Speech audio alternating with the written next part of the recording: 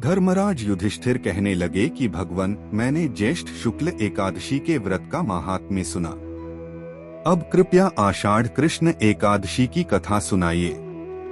इसका नाम क्या है, महात्म्य क्या है, यह भी बताइए। श्री कृष्ण कहने लगे कि हे राजन, आषाढ़ कृष्ण एकादशी का नाम योगिनी है। इसके व्रत से समस्त पाप नष्ट हो जाते हैं। यह इस लोक में भोग और परलोक में मुक्ति देने वाली है। यह तीनों लोकों में प्रसिद्ध है। मैं तुमसे पुराणों में वर्णन की हुई कथा कहता हूँ, ध्यानपूर्वक सुनो। स्वर्गधाम की अलकापुरी नामक नगरी में कुबेर नाम का एक राजा रहता था। वह शिव भक्त था और प्रतिदिन शिव की पूजा किया करता था।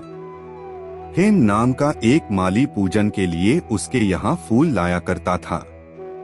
हेम की विशालाक्षी नाम की सुंदर स्त्री थी। एक दिन वह मानसरोवर से पुष्प तो ले आया, लेकिन कामासक्त होने के कारण वह अपनी स्त्री से हास्य विनोद तथा रमण करने लगा। इधर राजा उसकी दोपहर तक राह देखता रहा। अंत में राजा कुबेर ने सेवकों को आज्ञा दी कि तुम लोग जाकर माली के न आने का कारण पता करो, क्योंकि वह अभी तक पुष्प लेकर नहीं आया।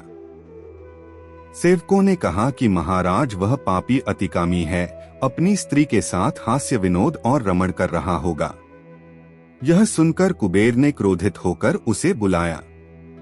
हेम माली राजा के भय से कांपता हुआ उपस्थित हुआ।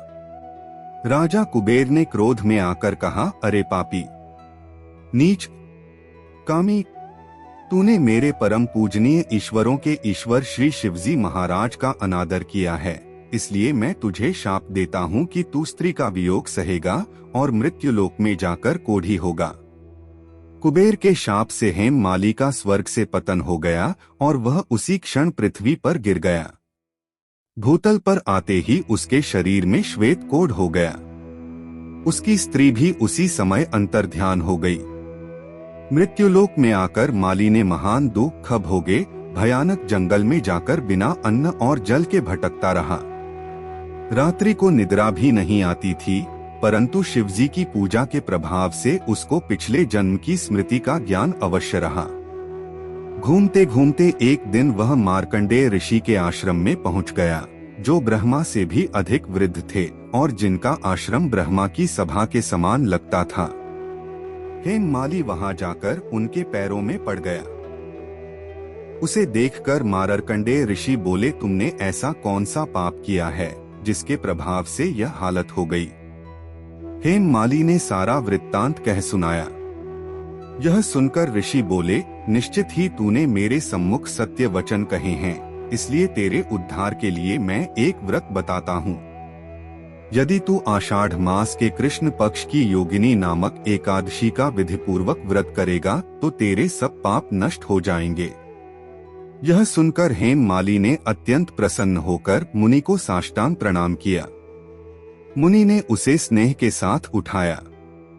हेम माली ने मुनि के कथनानुसार विधिपूर्वक योगिनी एकादशी का व्रत किया। इस व्रत के प्रभाव से अपने पुराने स्वरूप में आकर वह अपनी स्त्री के साथ सुखपूर्वक रहने लगा।